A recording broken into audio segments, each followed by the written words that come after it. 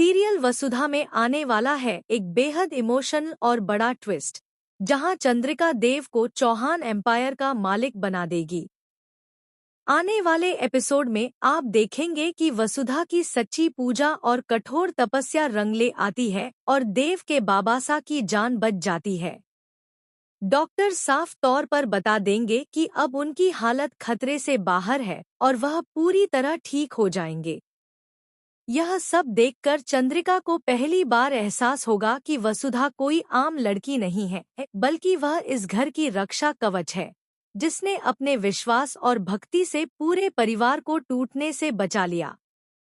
बाबासा के ठीक होते ही चंद्रिका का दिल पिघल जाएगा और वह खुद देव और वसुधा को अपने साथ घर वापस लेकर आएगी।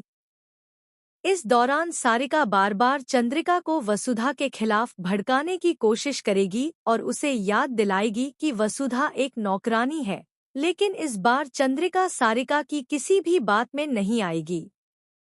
चंद्रिका सबके सामने साफ कह देगी कि वसुधा ने इस परिवार के लिए जो किया है, वह कोई और नहीं कर सकता था। इसके बाद चंद्रिका देव और वसुधा को माफ कर देगी और दोनों को अपने गले लगा लेगी। चंद्रिका के इस बदले हुए रूप को देखकर प्रभात बहुत खुश होंगे और उनकी आंखों में भी आंसू आ जाएंगे। फिर चंद्रिका सबके सामने एक बड़ा फैसला लेती है और अपनी पूरी प्रॉपर्टी यानी चौहान एम्पायर का मालिक देव को बना देती है। यह सुनकर घर के सभी लोग खुशी से झूम उठते हैं, लेकिन देव खुद चौंक जाता है और चंद्रिका से कहता है कि मासा, इसकी कोई जरूरत नहीं है, हमें बस आपका आशीर्वाद चाहिए और आपने हमें माफ कर दिया, मेरे लिए यही सबसे बड़ी बात है। तब चंद्रिका देव के सिर पर हाथ रखकर भावुक होते हुए कहती है कि देव, यह सब हम तुम्हारे लिए नहीं बल्कि अपने लिए कर रहे हैं।